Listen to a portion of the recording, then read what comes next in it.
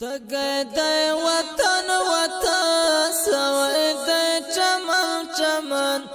خیپا که و بغواړي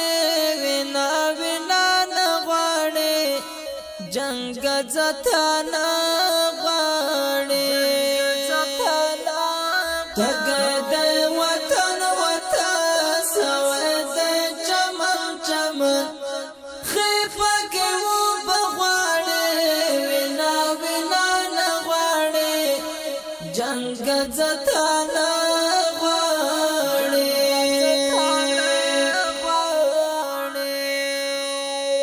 السلام علیکم ورحمت الله. واحد الله کوټوالی ما د قمر خیریه بنسټ د زراعت د بخش مسؤل یم. الحمدلله د قمر خیریه بنسټ د لغمان ولایت کې 800 جریبه ځمکه لري چې د 800 جریبه ځمکې څخه موږ فعلا په 100 جریبه ځمکې باندې د مالټو همدارنګه د انار او لیمو باغ او همدارنګه یو څه اندازه د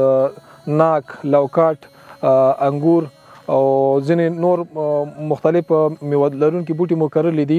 او همدارنګه د ګرین هاوسونه لرو یا شنې خونې چې په هغوی کې مو د 2 کاله مسلسل موږ ته حاصل اخلو د بادرنګ او همدارنګه رومي بانجان او ځمکني توتان یا توتي زمینی مو پکې کرلي دي. الحمدلله ښه نتیجه ورکړې ده، هغه حاصل ته رسېدلي دي. د همغې او په د باغ کې کوم بوټي چې دي مالټې او لیموګان دا الحمدلله یو څه اندازې څخه موږ کولی شو چې سږ کال حاصل واخلو او د نورو څخه انشاءالله چې په راتلونکو کلونو کې موږ حاصل اخلو او د همدغې حاصل څخه به انشاءالله د همدغې بوټو څخه د لاسته راغلي عاید څخه به انشاءالله موږ وکولی شو چې په دې نورې ځمکې کې موږ مختلف نوع باغونه همدارنګه د مالدارۍ فارمونه جوړ کړو چې د هغې څخه چې کومه ګټه لاسته راځي انشاءالله چې هغه به په افغانستان کې د خیر ښېګڼې په کارونو کې استعمالیږي. همدارنګه الحمدلله موږ په اوس فعلا 2 څاګانې لرو چې د سولر سیستم په واسطه باندې د هغې څخه موږ اوبه راجیږو او همدارنګه تازه مو ورته د نوموړي 100 جریبه باغ دپاره موږ د ډریپ اریګیشن یا د قطره‌یي بخار سیستم فعال کړی دی چې په دې سره به زمونږ د اوبو په سپما کې دا چې اوبو کمبود په افغانستان کې یو غټه ستونزه ده، نو په دې ډریپ اریګیشن فعالېدو سره به انشاءالله چې زمونږ ډېر د اوبو سپما وشي چې په هغې پاتې سپما شو اوبو سره موږ انشاءالله چې نور باغونه فعاله کړو او انشاءالله په نږدې راتلونکو کلونو کې به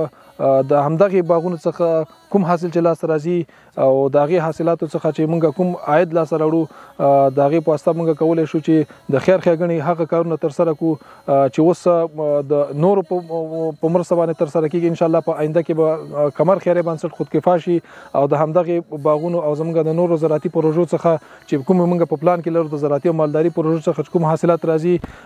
هغې په وسیله موږ کولی شو چې په افغانستان کې نور د خیر ښېګڼې کارونه ترسره شي انشاءالله.